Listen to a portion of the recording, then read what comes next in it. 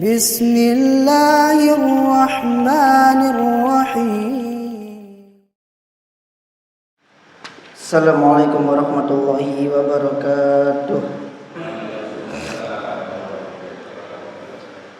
Innal hamdalillahi nahmaduhu wa nasta'inuhu wa nastaghfiruh wa na'udzu billahi min shururi anfusina wa min sayyiati a'malina.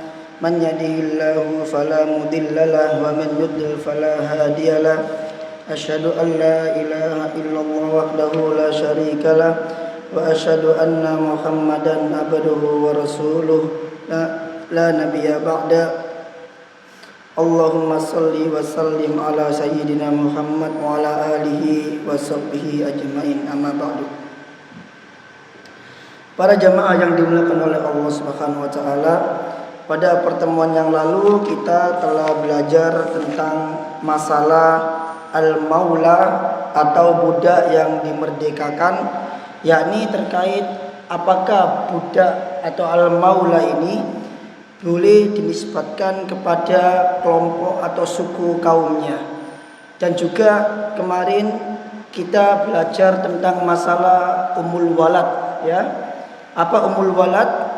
Umul walad itu adalah seorang budak perempuan yang dinikahi oleh tuannya, kemudian melahirkan anak, makanya dinamakan umul walad. Walad itu anak, ummu itu ibu dari anaknya itu, maka status anaknya akan menjadi merdeka.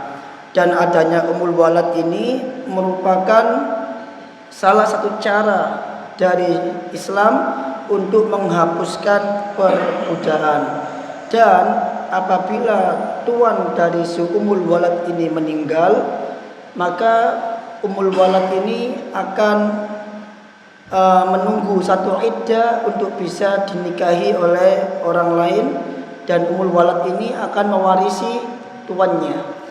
Apabila umul waladnya meninggal sebelum dimerdekakan, maka anak dari umul walad ini, maka seluruh harta yang dimiliki oleh si umul walad ini akan menjadi milik tuannya. Itu terkait umul walad kemarin. Kemudian pada pertemuan kali ini kita akan belajar atau kita akan membahas mengenai keutamaan memiliki anak perempuan, keutamaan merawat anak-anak perempuan. Dan hal ini tidak didapati pada anak laki-laki. Artinya di dalam Islam memang masing-masing punya keutamaan, punya plus minusnya. Anak laki-laki punya keutamaan, anak perempuan juga punya keutamaan. Tapi anak laki-laki tidak memiliki keutamaan khusus yang disebutkan di dalam hadis sebagaimana keutamaan khusus yang dimiliki oleh anak-anak perempuan. Maka orang-orang yang punya anak-anak perempuan, mereka akan mendapatkan keutamaan ini yang tidak mungkin didapatkan oleh orang-orang yang memiliki anak laki-laki.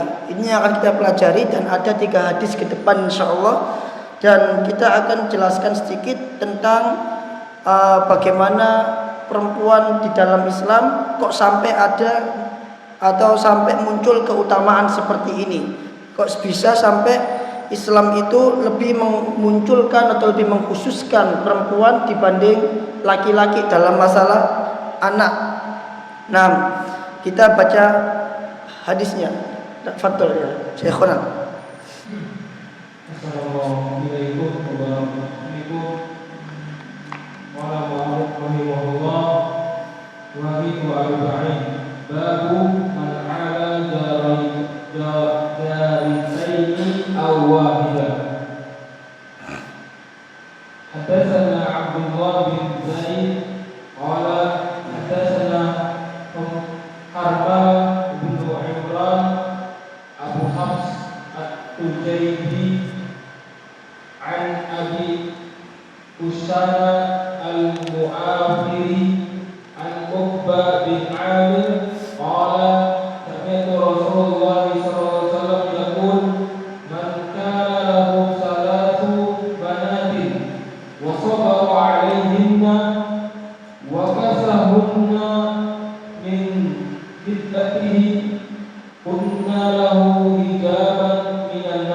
Masya Allah, ini kabar gembira bagi orang tua yang punya anak perempuan.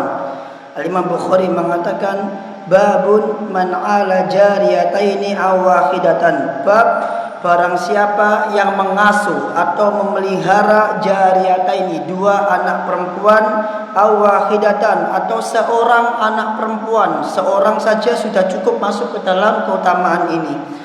Haddatsana Abdullah bin Yazid qala, telah menceritakan kepada kami Abdullah bin Yazid, dia berkata, haddatsana Harmalah ibnu Imran, telah menceritakan kepada kami Harmalah ibnu Imran, Abu Hafs At-Tujaibi, dari yakni Abu Hafs At-Tujaibi, an Abi Usyana Al-Mu'afiri, dari Abu Usyana Al-Mu'afiri, an Uqbah ibni Amir radhiyallahu anhu qala, dari Uqbah bin Amir radhiyallahu anhu qala, dia berkata, sami'tu Rasulullah sallallahu alaihi wasallam yaqul, aku mendengar Rasulullah sallallahu alaihi wasallam bersabda, man kana lahu thalathu banatin, barang siapa yang dia memiliki 3 orang anak perempuan. Namanya anak perempuan dia lebih susah dibanding anak laki-laki, maka Rasul mewanti-wanti setelahnya, wasobara alaihinna, dan dia bersabar terhadap 3 anak perempuan tersebut, wakasahunna min jidatihi, dan dia memberikan pakaian, yakni menafkahi 3 anak perempuan tersebut, min jidatihi, dari hartanya sendiri, dari kekayaan yang dia usahakan, dari duit yang dia cari, yang dia dapatkan ketika mencari nafkah. Maka apa kata Rasul tentang anak perempuan ini? Kunna lahu hijaban minan nar.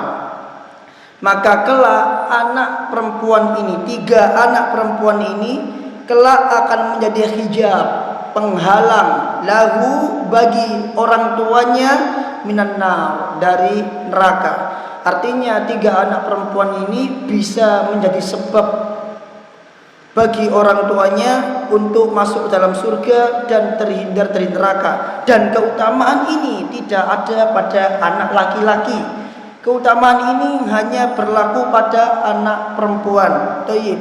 Di hadis ini jamaah, Nabi SAW sama sekali tidak menyebutkan 1 anak perempuan.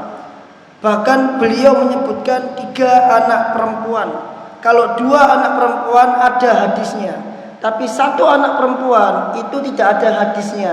Tapi Al-Imam Bukhari mengatakan, siapa yang memelihara 2 anak perempuan atau 1 anak perempuan.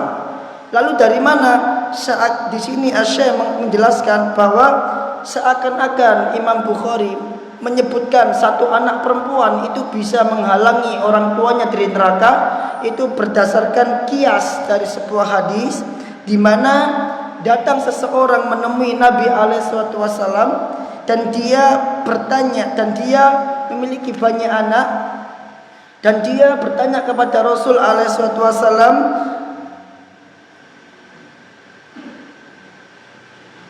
ketika dia meninggal dan dia memiliki 3 orang anak, apakah anak-anak ini bisa bermanfaat bagi dirinya, yakni anak perempuan?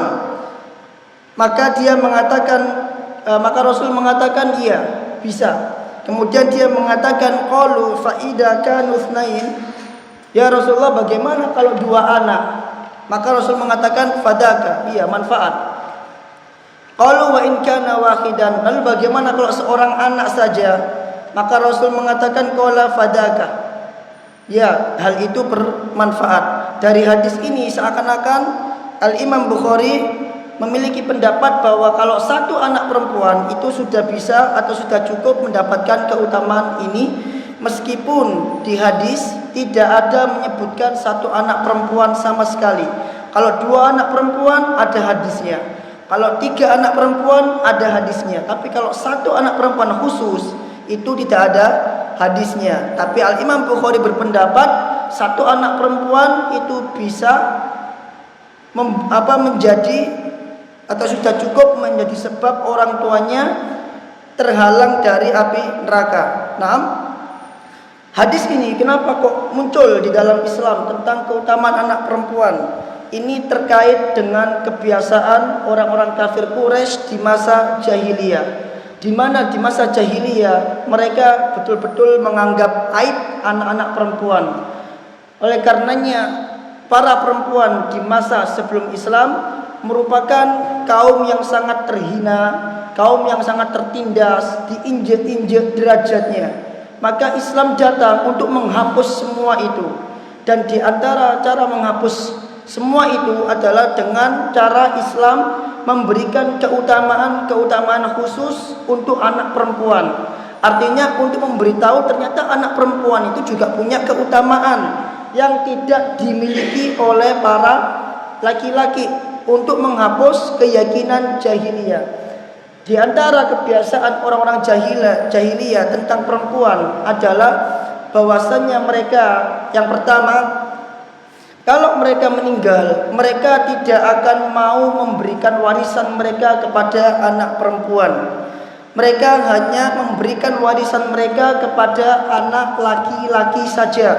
Mereka melihat siapa yang paling berani di antara anak laki-laki, maka anak itulah yang paling banyak mendapatkan warisan. Jadi pembagian warisan itu bukan berdasar seperti Islam. Kalau kakek sekian, kalau anak laki-laki sekian, tidak. Tapi mereka melihat siapa yang paling berani, itu yang paling mendapatkan banyak warisan. Adapun perempuan itu tidak berhak sama sekali mendapatkan warisan. Kenapa? Karena warisan bagi perempuan waktu itu menurut anggapan mereka itu tidak berguna sama sekali. Kenapa nggak berguna? Karena perempuan itu nggak bisa perang. Sedangkan laki-laki butuh itu dalam rangka apa? Ketika mereka akan perang, dia butuh untuk menafkahi keluarganya dan lain sebagainya. Lalu Allah menurunkan ayat yang mengatakan bahwasanya perempuan itu juga berhak mendapatkan warisan. Allah mengatakan dalam surah An-Nisa, yusikumullahu fi auladikum lidzakari mithlu haddil unsayain. Allah mewasiatkan kepada kalian tentang warisan, tentang anak-anak kalian. Lidzakari mithlu haddil unsayain. Bagi seorang anak laki-laki itu setara dengan 2 orang anak perempuan, dan seterusnya panjang. Kemudian Allah di akhir ayat itu menyebutkan pembelaan terhadap anak-anak perempuan secara khusus dengan mengatakan la tadaruna ayyuhum aqrabu lakum naf'a. Anda tidak akan tahu siapa di antara anak-anak Anda yang bisa memberikan manfaat kepada Anda. Nggak akan pernah tahu. Artinya belum tentu anak laki-laki itu bermanfaat bagi Anda. Bisa jadi anak perempuan itu bermanfaat bagi Anda. Apa buktinya? Contoh, ketika Anda berada di usia sepuh, di usia kibar, dan di usia ini Anda sedang sakit-sakitan, maka dalam keadaan ini Anda lebih membutuhkan anak perempuan dibanding anak laki-laki dalam merawat Anda. Karena merawat seseorang itu adalah kelebihan bagi perempuan yang tidak dimiliki oleh laki-laki. Telatennya itu lebih telaten perempuan dibanding laki-laki.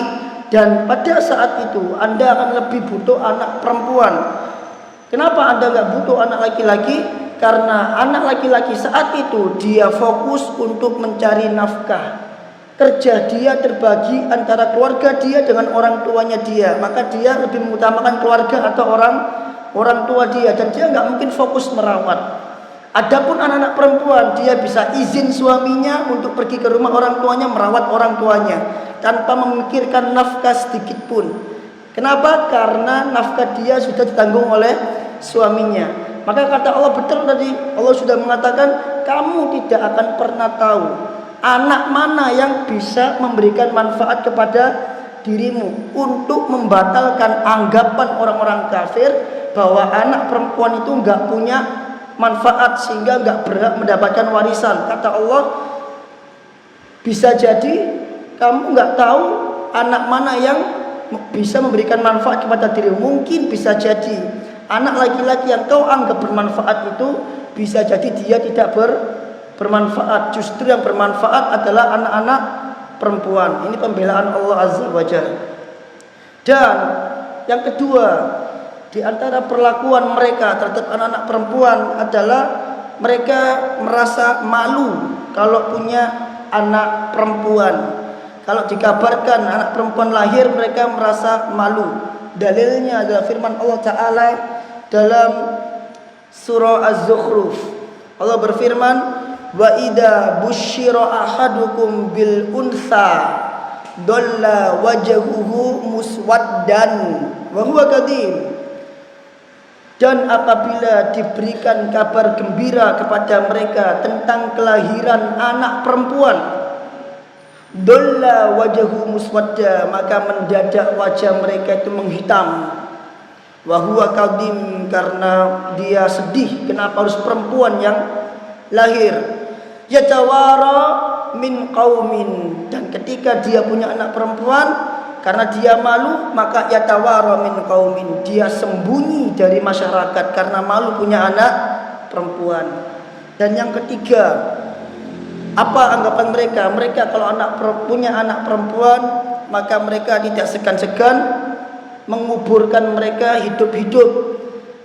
Allah berfirman dalam surah At-Takwir, wa idal mau'udatu su'ilat bi ayyi dambin qutilat. Apabila al-mau'uda, anak-anak perempuan, su'ilat, ditakoi, ditanya, bi ayyi dambin qutilat, karena dosa apakah dia dibunuh.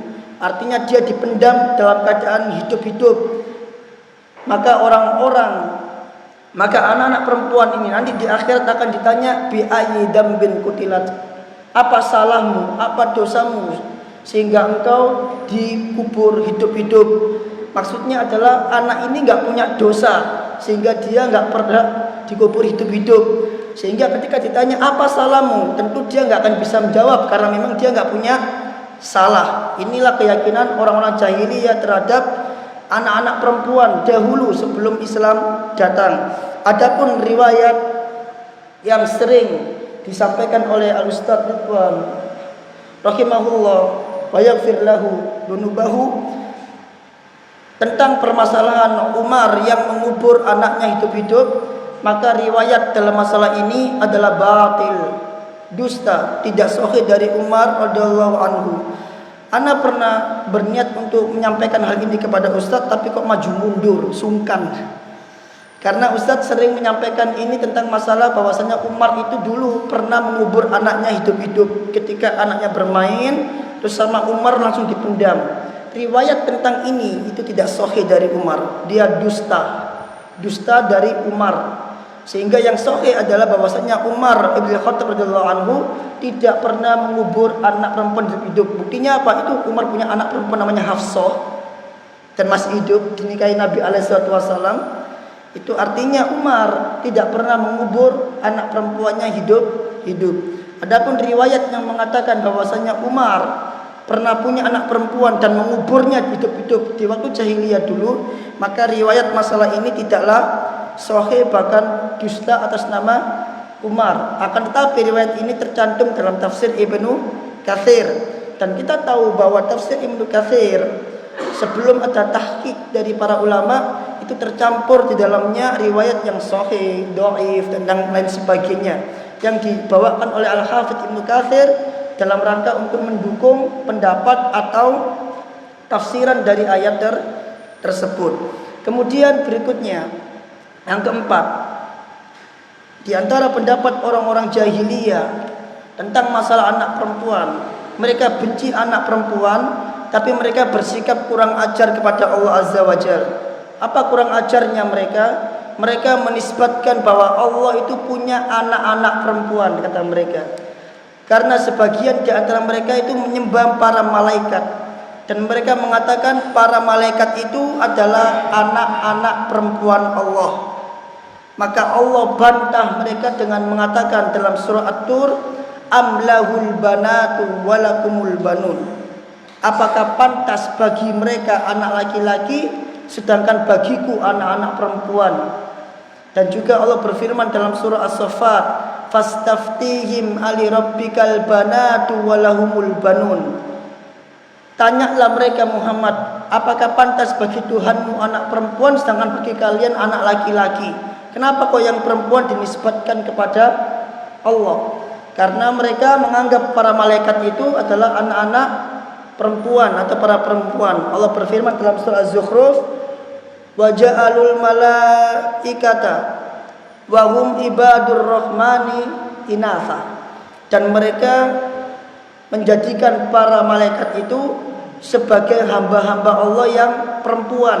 Jadi mereka menganggap malaikat itu seorang perempuan. Allah bantah, asyahidu khalqahum, apakah mereka menyaksikan penciptaan malaikat sehingga mereka mengatakan demikian?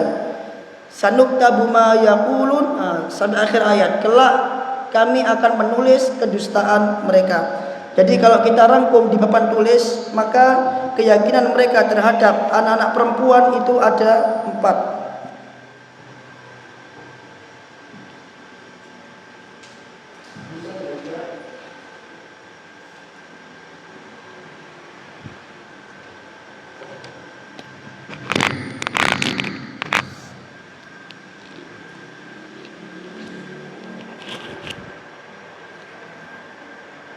Yang pertama,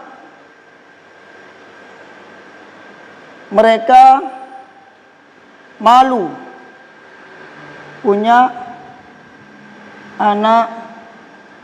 Habis belum spidolnya?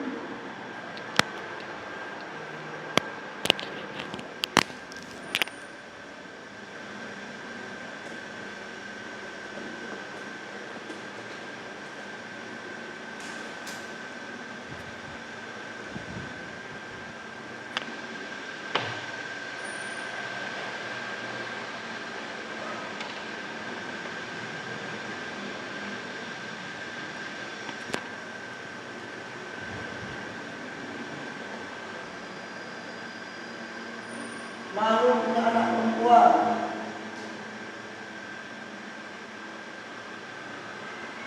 Yang kedua, mereka mengukur hidup-hidup. Yang ketiga, mereka tidak memberi warisan. Yang keempat, mereka menjadikan malaikat sebagai anak perempuan Allah. Yang pertama, dalilnya surat An-Nahl. Yang kedua, dalilnya surat Takwir. Ayatnya dari sendiri ya. Yang ketiga, dalilnya surat An-Nisa, yusikumullahu fi auladikum. Yang keempat, dalilnya Az-Zukhruf ada. Az-Zukhruf ada. Terus As-Saffat ada. Fastaftihim ali rabbikal banatu walahumul banun. Terus yang ketiga At-Tur, am lahul banatu walahumul banun. Jadi mereka menyembah para malaikat dan menganggap para malaikat itu adalah anak perempuan Allah.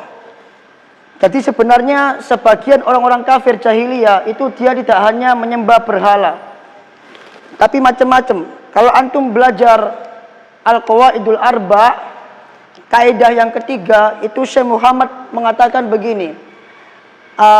Anna Nabiyya sallallahu alaihi wasallam dohara ala unasim mutafarriqina fi ibadatihim. Bahwasanya Nabi SAW diutus kepada umat-umat yang mereka berbeda-beda dalam menyembah, dalam beribadah. Minhum may ya'budul malaika, sebagian mereka menyembah para malaikat. Wa minhum may ya'budul anbiya was sholihin, sebagian mereka menyembah para nabi dan orang-orang soleh. Wa minhum may ya'budu syamsa wal qamar, sebagian mereka menyembah matahari dan bulan. Wa minhum may ya'budul asyjar wal ahjar, sebagian mereka menyembah batu dan pohon-pohon. wa qatalahum Rasulullah sallallahu alaihi wasallam wa lam yufarriq bainahum. Nabi memerangi semuanya dan sama sekali tidak membeda-bedakan mereka.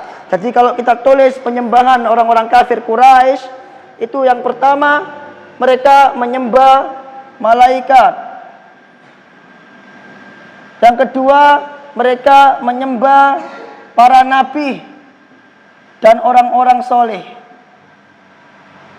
Yang ketiga, mereka menyembah matahari dan bulan. Yang keempat, mereka menyembah batu dan pohon. Jadi pohon keramat itu sudah ada dulu. Dalil mereka menyembah para malaikat adalah Allah berfirman dalam surah Ali Imran, wala ya'murakum an tattakhidul malaikata arbaban min dunillah, dan mereka tidak diperintahkan untuk menjadikan malaikat sebagai arbaban, sesembahan selain Allah. Kemudian mereka menyembah nabi dan orang-orang soleh. Dalilnya adalah dalam surah An-Nisa Al-A'raf, di mana Allah mengatakan kepada Isa bin Maryam, wa id qala Allahu ya Isa bin Maryam a anta qulta lin nasi ittakhiduni min duni wa ummi min dunillah. Hei Isa bin Maryam, ditanya, wahai Isa bin Maryam, apakah kamu suruh mereka untuk menjadikan dirimu dan ibumu sebagai sembahan selain Allah? Ini menunjukkan bahwa kaum kafir di masa Nabi itu juga menyembah Nabi dan para orang-orang soleh. Dalil tentang matahari dan bulan itu adalah surat Fussilat yang sering dibacakan Ustaz Mahi ketika saat subuh. Fussilat, Allah berfirman, wa min la tasjudu lisyamsi wala lil qamar. Jangan kau sembah matahari dan bulan. Wasjudu lillah, tapi sembahlah Allah. In kuntum iyyahu ta'budun. Jika kamu benar-benar bertauhid kepada Allah.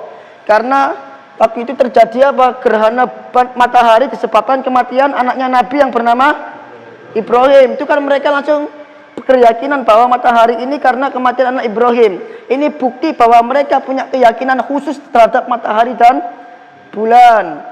Batu dan pohon ini adalah sebuah hadis tentang permasalahan Datu Anwat, di mana waktu itu para sahabat mengatakan, famararna bisidratin fakulna ya Rasulullah ij'al lana data anwatin kama lahum datu anwat.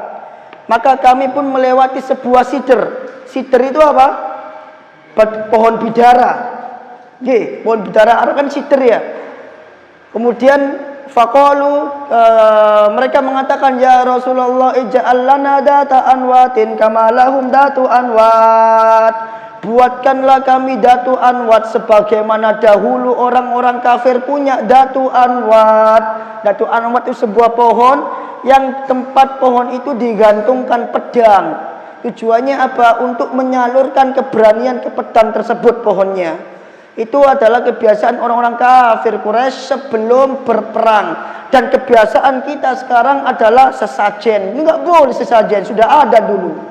Ya, menganggap air laut punya berkah, menganggap keris punya berkah, tidak boleh. Itu sama seperti keyakinan orang-orang kafir Quraisy atau jahiliyah yang meyakini bahwa datu anwat, pohon itu bisa mendatangkan keberanian. Maka kata Rasulullah, faqala Rasulullah sallallahu alaihi wasallam, Allahu akbar. Beliau marah. Allahu akbar. Beliau marah. Innahas sunan, yang kau katakan itu merupakan perbuatan umat-umat terdahulu. Kultum kama, apa kata Rasul? Engkau mengatakan kama qalat Banu Israel, sebagaimana dulu Bani Israel qala li Musa, berkata kepada Musa, ya Musa, wahai Musa, ij'al lana ilahan kama lahum alihah. Hei Musa, buatkan kami Tuhan sebagaimana mereka punya Tuhan. Baru Allah selamatkan dari Laut Merah, baru saja langsung berbuat syirik dengan minta pada Musa, "Wahai Musa, buatkan kami Tuhan sebagaimana mereka punya Tuhan, sembahan." Akhirnya betul ditinggal Musa ke Bukit Tursina untuk menerima Taurat, maka mereka sudah membuat patung anak sapi. Maka Nabi marah ketika ada orang-orang Islam meyakini bahwa ada benda yang bisa mendatangkan manfaat dan mudarat, maka ini syirik. Tidak ada yang bisa mendatangkan manfaat dan mudarat kecuali Allah Azza wa Jalla. Menganggap dokter bisa membawa manfaat dan mudarat itu termasuk syirik. Termasuk syirik. Yang dianggap adalah dokter menjadi sebab kesembuhan kita. Paham sampai di sini ya? Baik. Ini tentang anak-anak perempuan di masa itu. Ini hadis yang pertama. Siapa yang punya 3 anak perempuan, sabar, memberi pakaian mereka, merawat mereka, maka 3 anak perempuan itu menjadi hijab atau penghalang bagi orang tuanya terhadap neraka. Hadis berikutnya. Assalamualaikum warahmatullahi wabarakatuh. Qala ayat hadatsana al-Fadl bin Nufail qala hadatsana Fitr an Shurhubil qala sami'tu Ibnu Abbas radhiyallahu anhuma an Nabi sallallahu alaihi wasallam qala ma min muslimin tudrikuhu binatan wa yuhsinu sohbatahuma illa adkhaltahu al-jannata. Adkholata.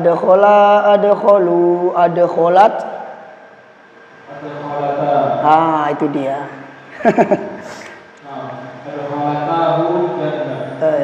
Adkholata ya.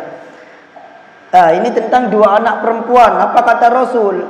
Sami'tu an Surahbil radhiyallahu anhu qala Surahbil, dari Surahbil dia mengatakan sami'tu Ibnu Abbas, aku mendengar Ibnu Abbas radhiyallahu anhu an Nabi sallallahu alaihi wasallam, dari Nabi sallallahu alaihi wasallam bersabda, "Ma min muslimin, tidaklah seorang muslim, tudrikuhu ibnatani, yang dia memiliki 2 anak perempuan."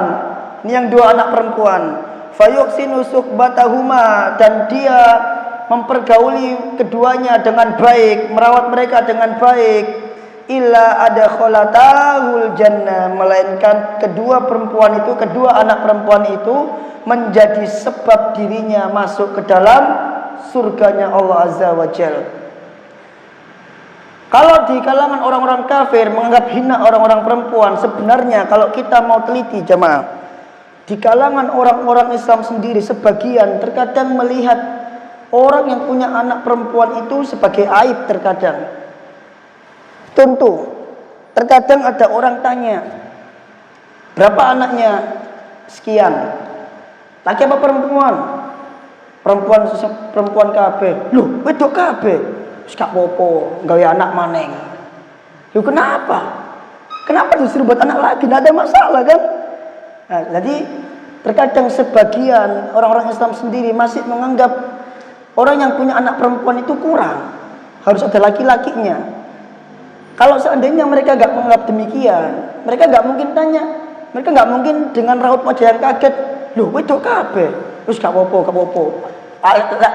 Aku kebalikannya, aku lanang kabeh, gak apa-apa. Wis pun gawe maneng ae sapa kok lanang. Loh, kenapa?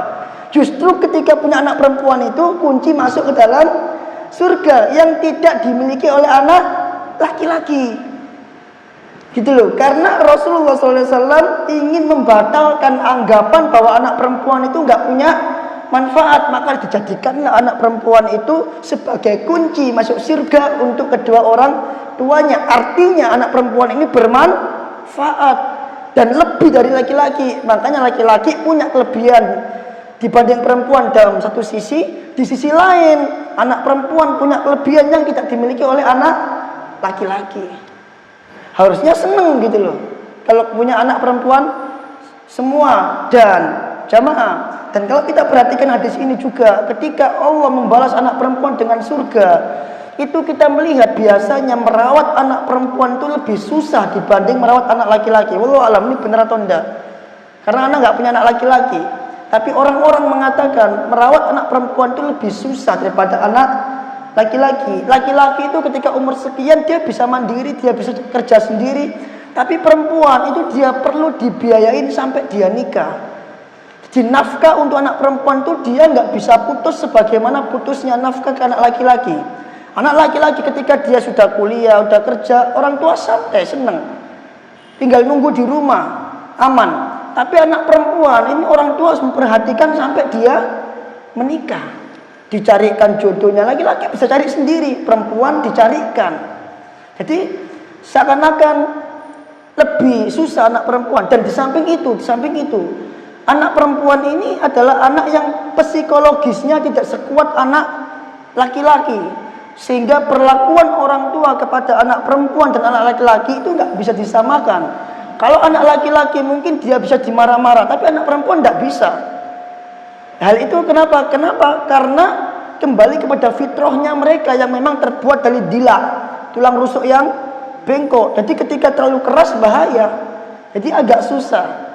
Ketika dinasihatin harus nurut begini, beda sama laki-laki, nggak mau diceples, dijewer, diantemi santai, podo-podo lanangi, diajari untuk menjadi seorang pejuang, menjadi seorang pahlawan gitu kan, menjadi seorang pemberani. Anak-anak laki-laki, anak perempuan nggak bisa kayak gitu, harus dielus terus.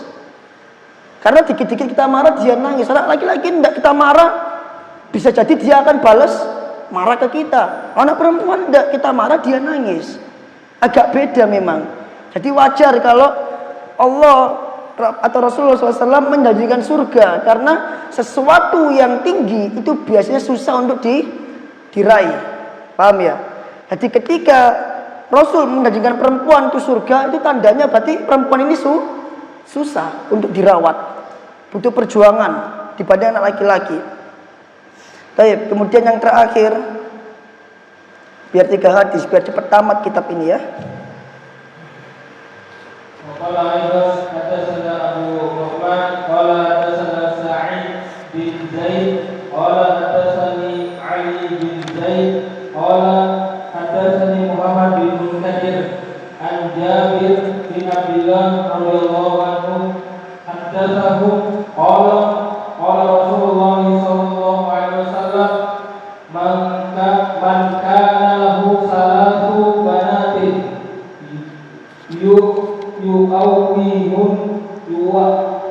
يؤويهن ويكفيهن ويرحمهن فقد وجبت له الجنة البتة. فقال رجل من بعد القوم واثنتين يا رسول الله قال واثنتين.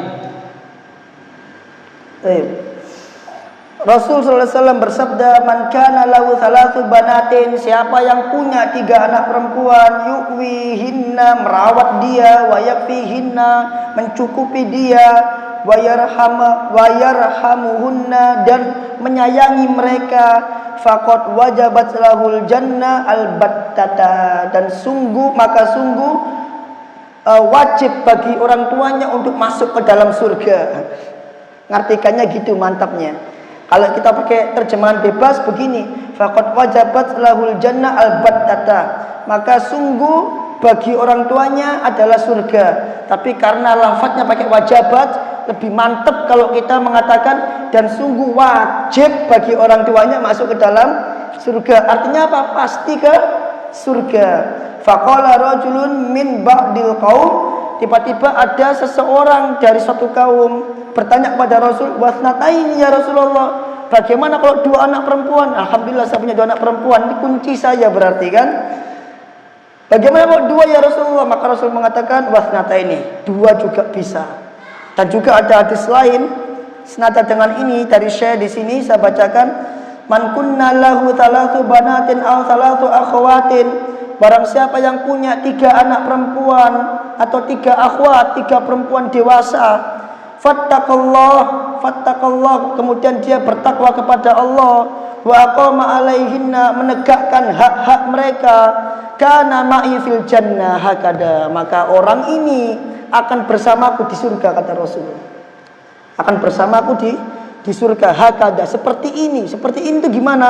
Wa auma'a bis sabahati wal wusta, maka Rasul menempelkan jari telunjuknya dengan wusta, dengan jari tengahnya. Orang yang punya 3 anak perempuan, kata Rasul, menyayangi mereka, menafkahi mereka sampai dia dewasa, maka kata Rasul, dia sama aku begini di surga, tetangga. Ini luar biasa dari Rasul SAW. Dan yang terakhir, faedah yang terakhir, kata Syekh di sini, faman baqiya minal muslimin fihi naw'un mu'adatin lil banati wa jafa'. Langsung artinya aja biar cepat. Maka barang siapa di antara orang-orang Islam yang di dalam hatinya terhadap kebencian atau permusuhan kepada anak-anak perempuan, benci banget sama anak perempuan, gak suka punya anak perempuan, dan lebih mendahulukan atau lebih mengutamakan anak laki-laki dibanding anak perempuan, harusnya sama, gak boleh dibanding-bandingin, sama aja, mau anak perempuan mau anak laki-laki, semuanya rezeki dari Allah. Jangan seperti orang-orang Quraisy tadi saya katakan, kalau punya anak perempuan dia langsung wajahnya menghitam, malu dan marah, dan mengutamakan mengutamakan anak laki-laki, wa khirmanul inath, dan enggak suka dengan anak-anak perempuan. Maka kata Syekh, wa fihi khoslatun min khisali ahli jahiliyah, maka orang seperti ini meskipun dia Islam, maka dia dalam hatinya terdapat perlakuan atau sikap-sikap jahiliyah. Karena dulu pernah dilakukan oleh orang-orang jahiliyah seperti ini, Islam datang dan dihapus. Kalau ada orang Islam yang seperti itu, lebih mengutamakan anak laki-laki dibanding anak perempuan, memandang anak perempuan itu hina, rendah, gak suka sama anak perempuan, sukanya sama anak laki-laki saja, maka orang ini dalam hatinya memiliki khoslatun min khisali ahli jahiliyah, memiliki kebiasaan atau sikap dari sikap-sikap jahiliyah. Tapi kebalikannya kata Syekh, dan orang-orang yang dia menegakkan hak-hak anak perempuan, ibtigha al-ajri minallah, dan berharap pahala dari Allah Azza wa Jalla, yang punya anak perempuan jangan sekedar punya, tapi harus ibtigha ajrillah, harus berharap pahala dari Allah ketika punya anak perempuan ini. Jangan sekedar punya, karena seseorang itu dibalas sesuai dengan niatnya. Kalau sekedar punya, dirawat biasa tanpa mengharapkan pahala dari Allah, nggak dapat apa-apa, nanti rugi. Tapi kalau seseorang mengharapkan pahala, kata Rasulullah SAW, bahkan satu suapan yang kamu lakukan, yang kamu masukkan ke dalam mulut istrimu, kalau itu kamu lakukan karena mengharap wajah Allah, itu berpahala, dihitung sebagai sedekah. Artinya kalau kita punya pundi-pundi kebaikan, tapi tidak ada ibtigha, tidak ada dalam rangka mengharap pahala, maka itu nggak berbuah apa-apa. Nah, ini Rasul mengatakan tentang 2 anak perempuan, 3 anak perempuan. Ini kan pundi-pundi pahala sebenarnya. Tapi ketika panjenengan punya dan panjenengan tidak ada niatan ibtigha, berharap kepada Allah atau roja, berharap pada Allah. Karena ibadah itu harus ada roja. Kalau nggak ada roja nggak bisa apa-apa ibadahnya, nggak dapat apa-apa. Maka anak perempuan ini ya nggak akan bermanfaat apa-apa buat antum. Hanya sekedar punya anak. Makanya harus punya ibtigha. Oh ya, saya punya 2 anak perempuan, ya Allah mudahkanlah saya, jadikanlah keduanya menjadi sebab bagi saya untuk bisa masuk ke dalam surga. Dia ada ibtigha, berharap kepada Allah. Kalau enggak ada, akan sia-sia sepanjang hidupnya nanti. Jadi intinya itu pada ibtigha ini. Fa'addabahunna wa ahsan ta'dib, dan dia mendidik anak perempuan itu dengan sebaik-baik pendidikan, dan dia memelihara perempuan itu dengan sebaik-baik pemeliharaan. Yahtasibul ajra fiha indallah, kata Syekh, dan dia berharap pahala di sisi Allah, harus berharap pahala. Ini kunci. Berharap pahala ini kunci. Kalau dia nggak dikasih kuncinya, nggak akan manfaat apa-apa. Antum sholat nggak berharap pahala, nggak dapat apa-apa. Antum sedekah nggak berharap pahala, nggak dapat apa-apa. Antum baca Quran nggak berharap pahala, nggak dapat apa-apa. Semua kebaikan yang antum lakukan, kalau tidak ada ikhtisab, berharap pahala, maka nggak akan dapat apa, karena niat antum nggak ke situ nanti. Jadi harus ada ibtigha atau ikhtisab. Ini penting dalam permasalahan kebaikan.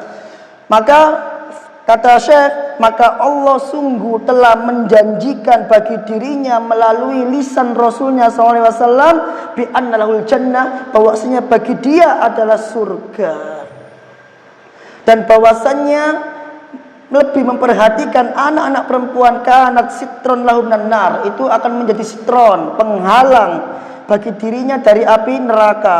Wa man adkhalahul jannah wa zuhziha 'anil nar faqad faz, dan barang siapa yang Allah masukkan ke dalam surga dan Allah jauhkan dari neraka, faqad faz, maka baginya adalah kemenangan, maka sungguh dia telah merdeka, sungguh dia telah menang, sungguh dia telah sukses. Kalau kata Ustaz rahimahullah, kalau nanti di akhirat ternyata kita dipanggil oleh Allah masuk ke dalam surga, maka Ridwan akan mengatakan fustu ana, wah aku sudah menang, aku menang ya Allah. Itu kata Ustaz, berulang kali beliau mengucapkan seperti itu. So rahimahullah. Nah, wallahu taala alam bisawab. Hanya ini yang bisa kita sampaikan. Barangkali ada yang ditanyakan tentang permasalahan anak perempuan. Nah,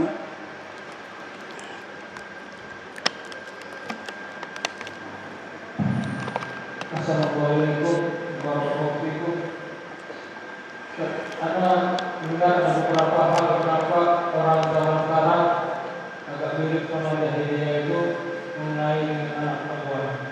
Sebagian daerah kita itu kan ada yang punya marga, jadi anak perempuan ini akan mengurus marga mereka, kecuali orang Sumbar atau Padang. Kalau orang Padang itu yang punya marga itu anak perempuan, jadi anak laki-laki itu terhapus marganya, ayah akan membawa marganya itu anak perempuan. Kemudian warisan juga mereka yang paling banyak itu anak perempuan, dan ini menyelisih syariat. Kemudian anak perempuan ini kalau sudah menikah akan dibawa oleh suaminya, jadi dia tidak punya hak penuh untuk berbakti. betul. Untuk bilang laki-laki itu harus minta izin suami. Betul. Nah, kemudian apa nasihat antum dengan banyaknya para wanita sekarang, baik yang sudah tua, yang belum menikah, bahkan yang sudah janda. Bagi kita yang memiliki anak perempuan, istilahnya itu untuk menikahkan itu seinginnya kan akan lebih banyak dengan banyaknya wanita di zaman akhir zaman. Wafikum barakallah. Apa yang terjadi pada zaman sekarang ketika kita punya anak perempuan dan melihat fenomena zaman sekarang, makanya kata Rasul SAW di hadis itu apa?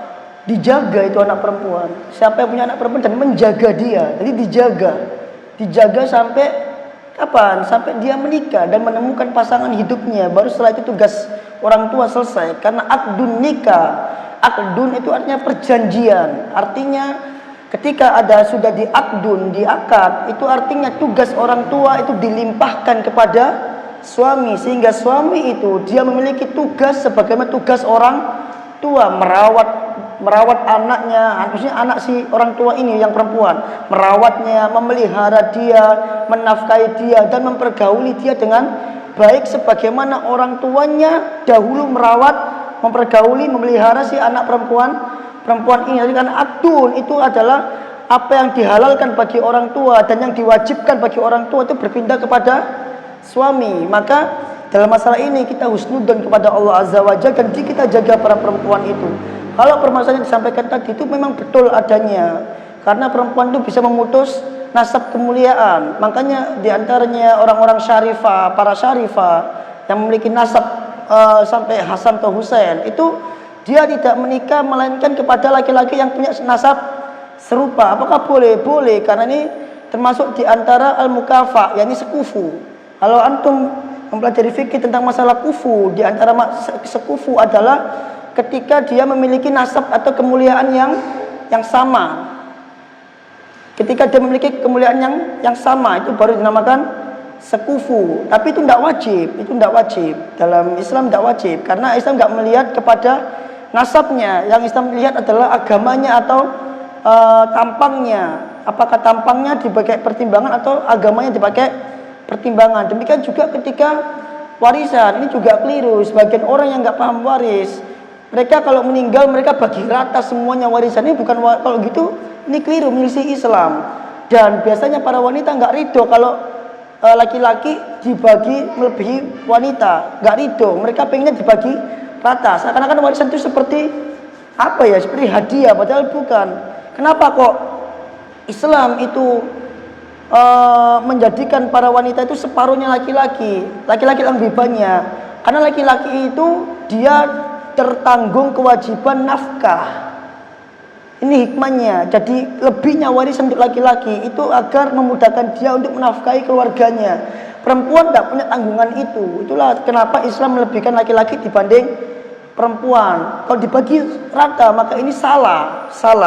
Itu juga termasuk kekeliruan bagi kaum muslimin, sebagian kaum muslimin sekarang. Termasuk juga diantaranya adalah kekhawatiran mereka ketika mereka menikah dengan suaminya sehingga mereka nggak punya kesempatan berbakti. Mereka punya kesempatan berbakti, makanya menikah itu pakai dengan orang-orang yang soleh, dengan suami yang soleh, sehingga ketika orang tuanya butuh dia izin suaminya untuk berbakti pada orang tuanya. Dan orang yang soleh pasti mengizinkan dia, karena dia tahu kedudukan orang tua, meskipun nggak wajib bagi si wanita, tapi karena dia soleh, dia pertimbangkan, oh ya silakan pulang berbakti dulu sama ibumu, mumpung mereka masih hidup, silakan berbakti. Ini laki-laki yang soleh seperti itu, dia pertimbangkan itu karena dia soleh.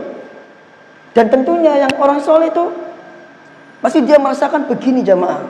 Bayangin ya, anak perempuan itu dia hidup sama orang tuanya dari kecil sampai dia dewasa sama orang tuanya, nggak misah-misah. Jadi perempuan ini luar biasa. Jangan kita itu sakiti istri-istri kita, jangan. Mereka itu luar biasa sekali perjuangan mereka. Kemudian datang kita melamar dia, mengakad dia, dan dengan penuh keriduan hati dirinya, dia rela ikut panjenengan jauh dari orang tuanya. Saat itu juga bisa kebayang gimana kangennya dia sama orang tuanya dia. Tapi karena baktinya dia ke panjenengan, dia rela meninggalkan orang tuanya yang dia hidup bersama mereka bertahun-tahun, sudah melekat darah dagingnya, sudah sayang banget, rela meninggalkan kedua orang tuanya demi ikut panjenengan. Ini kan bentuk baktinya mereka sebenarnya. Ini luar biasa para istri kita itu sebenarnya. Cuman kita lihatnya itu kalau ada salah aja kita marahin. Jenengan lihat masalah ini saja, ketika jenengan akad dia, kemudian dia rela ikut, ayo kamu nikah sama aku tapi kamu ikut aku ke Surabaya, dia ikut itu. Padahal logikanya dia lebih sayang orang tuanya, tapi dia korbankan orang tuanya untuk suaminya. Ini baktinya dia kepada suami. Ini harus tahu kita. Kenapa harus tahu? Agar bisa menghargai para istri. Jadi kalau mereka pengen jalan-jalan, kasih itu healingnya mereka.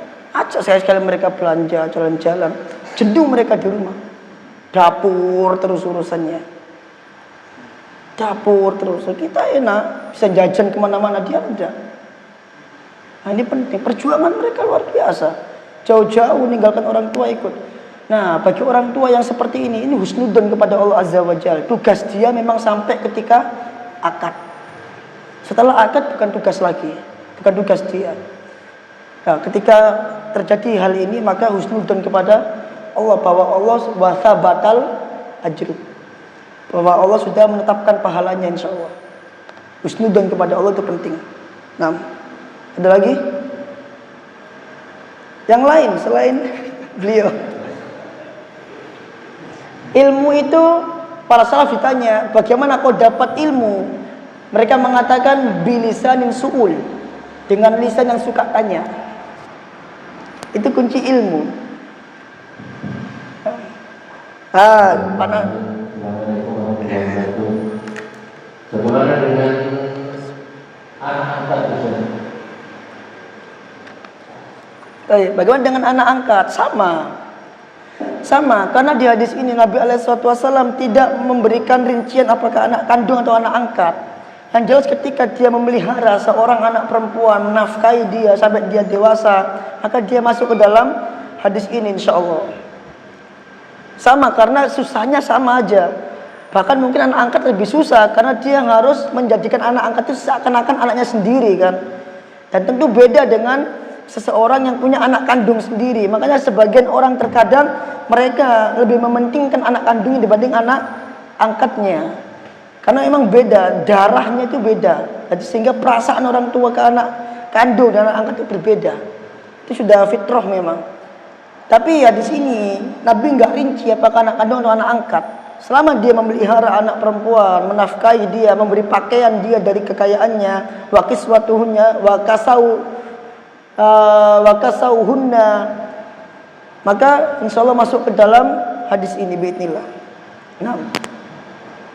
Sekarang ini saya mau tanya tentang hadis yang menyatakan bahwa wanita itu kurang dalam agamanya karena sebagian waktu karena dia haid maka dia tidak bisa melakukan sholat. Nah. Apakah termasuk satu hadis ini sahih? Terus yang kedua, apakah ini bukan dalil bahwa wanita itu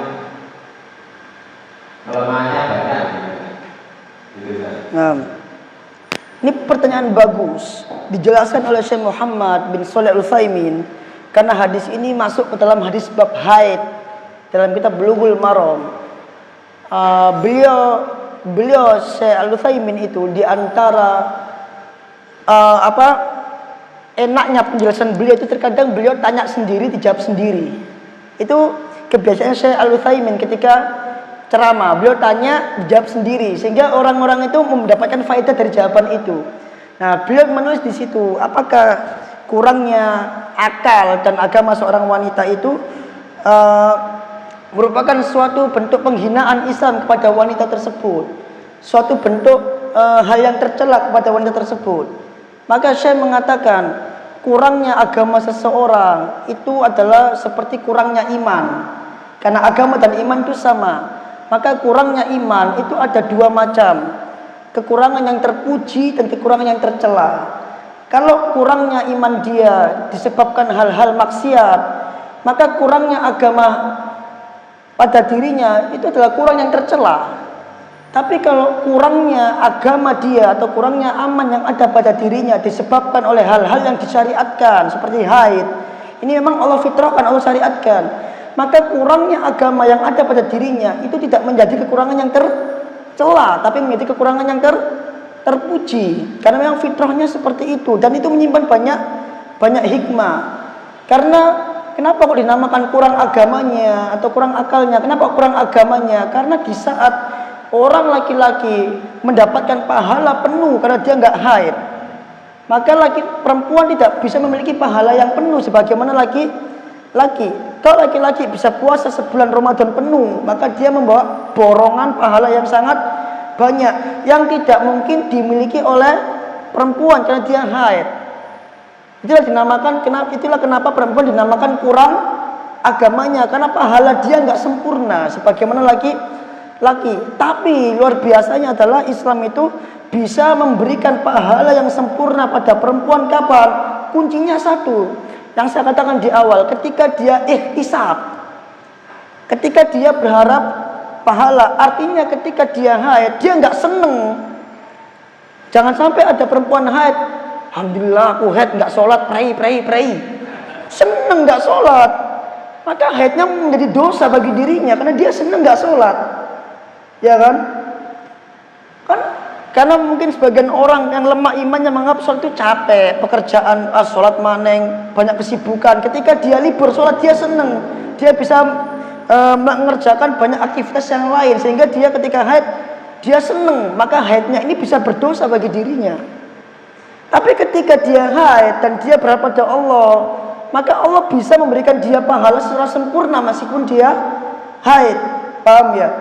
Berdasarkan hadis, Rasul mengatakan barang siapa yang minta syahadah kepada Allah, minta mati syahid kepada Allah, maka Allah akan berikan dia syahid meskipun berada di tempat tidurnya.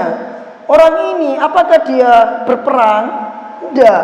Tapi Allah tetap bisa memberikan dia syahid meskipun dia enggak perang. Ini dalil ini kata para ulama menunjukkan bahwa seorang wanita haid itu dia bisa mendapatkan Ramadan, pahala Ramadan secara penuh.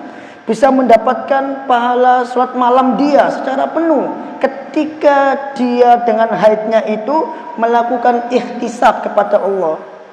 Jadi ketika ada seorang wanita rutin melakukan sholat malam atau rutin puasa Senin Kamis, kok qadarullah waktunya haid, maka dia sedih, nggak bisa sholat malam, nggak bisa ngafalin Quran misalkan karena haid, belum dilebnya sakitnya. Terus dia sedih nggak bisa Senin Kamis, dia sedih dengan haidnya itu, dia kepingin ngelakuin tapi nggak bisa ngelakuin karena ada haid, dia kepingin ikut Ramadan tapi nggak bisa ikut Ramadan. Maka wanita seperti ini kata para ulama, Allah akan beri dia tetap pahala sholat malamnya, Allah akan kasih meskipun dia nggak sholat malam.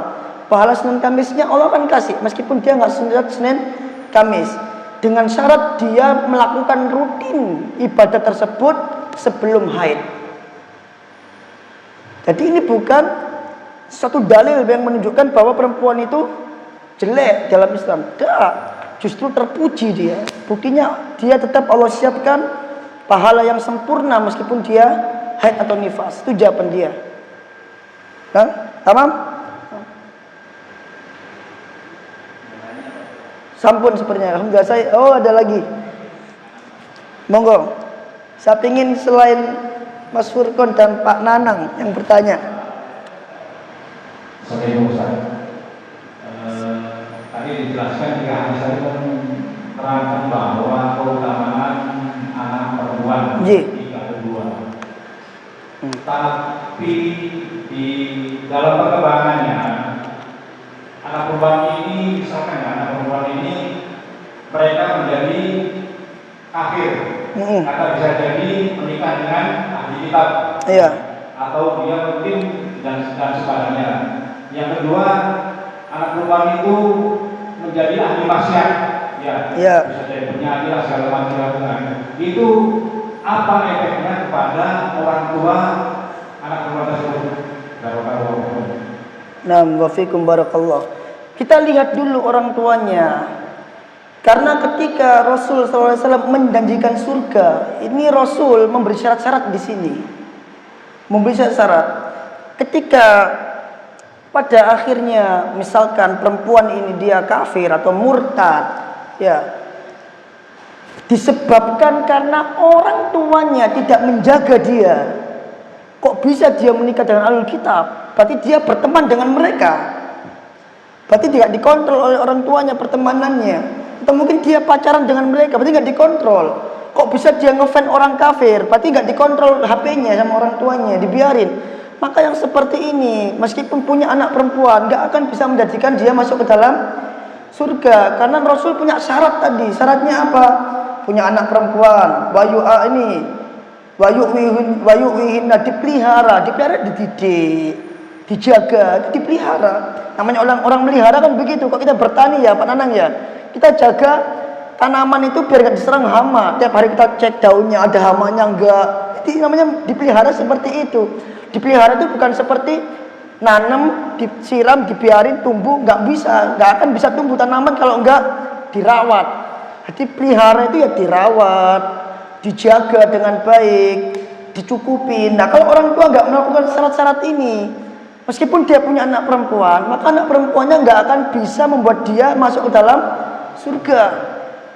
Tapi kalau dia sudah melakukan ini, dilakuin semua dari kecil, dijaga dan seterusnya, diprotek dengan betul, takdir berkata lain, qadarullah, dia menjadi pelaku maksiat ketika dewasa mungkin, atau mungkin seperti kasus yang kemarin viral, bagaimana seorang anak perempuan, mohon maaf, dicabuli oleh pihak pesantren, dinikahin tanpa ada wali. Betapa remeknya, hancurnya hati seorang ayahnya itu ketika di podcast dengan seorang artis itu, dia nangis betul tuh. Anak yang dijaga dari kecil ternyata lepas, dipondokkan dengan niat biar jadi solihah, ternyata malah dinikahin sama pemimpin pondoknya. Itulah orang yang nggak bermanhaj salaf ya begitu.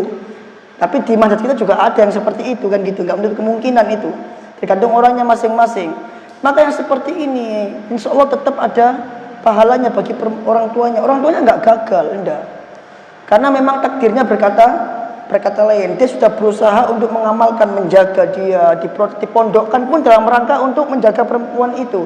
Tapi memang takdir berkata lainnya, sudah apa boleh buat, ada hikmah di balik itu. Dan yang terakhir adalah husnudzon kepada Allah Azza wa Jalla. Husnudzon kepada Allah. Toh ketika dia menjadi pelaku maksiat, bukan kafir ya. Toh ketika dia menjadi pelaku maksiat, kita nggak tahu hidayah Allah datang atau tidak kepada dirinya. Kita nggak tahu ke depannya bagaimana. Maka husnudzon kepada Allah. Maka yang seperti ini insya Allah bisa menjadi sebab orang tuanya masuk dalam surga. Karena dia sudah berjuang. Beda dengan orang tua tipe yang pertama, dia nggak berjuang. Dia biarin anaknya nggak dididik, dibiarin joget-joget, joget-joget belakang, ngaji di sini, keluar ngaji pulang ke rumah joget semua. Saya lewat lah, ya apa ngasih tahu orang tua belakang itu. Joget, dibiarin joget-joget, tiap malam joget bareng, pakai dangdut, latihan joget, pakai anu. Ya anak ini nggak akan menjadi sebab orang tuanya masuk ke dalam surga. Karena orang tuanya tidak memenuhi syarat yang disyaratkan oleh Rasul. Itu ada syaratnya kan di sini tadi saya bacakan, Bu. Semua 3 hadis tadi itu ada syaratnya. Ini seperti ini, fayuksinu suhbatahuma. Mempergauli keduanya dengan baik. Dirawat betul, diajak mainan, dilihat, diperhatikan, mau pergi kemana, ditanya, udah sholat apa belum, ditanya. Ini termasuk ke dalam apa? Yuksinu suhbah. Husnul suhbah, yaitu mempergauli mereka dengan cara yang baik. Kalau dia nggak ngakuin itu, maka syaratnya nggak akan dapat. Illa adakholatahu al jannah. Ini adalah balasan ketika bagi orang yang memenuhi syarat. Jadi kalau dia nggak memenuhi syaratnya, maka nggak bisa. Terus penuhi syaratnya. Adapun hasil akhirnya urusan Allah Azza wa Jalla. Tentu Allah punya hikmah di situ. Dan kita berhusnudzon kepada Allah. Semua harus husnudzon kepada Allah. Gak boleh ada orang gak husnudzon kepada Allah. Semua harus husnudzon. Bahkan orang yang banyak dosa pun dia dituntut husnudzon kepada Allah Azza wa Jalla. Makanya husnudzon itu dipakai oleh Ibnu Qayyim menjadi bab khusus dalam kitab Ad-Da'u wad-Dawa tentang dosa. Pun udah siang, Pak Samad udah lihat jam ini. Kita akhiri dulu. Allah Ta'ala alam bisawab. Subhanakallahumma bihamdika asyhadu an la ilaha illa anta astaghfiruka wa atubu ilaik. Assalamualaikum warahmatullahi wabarakatuh.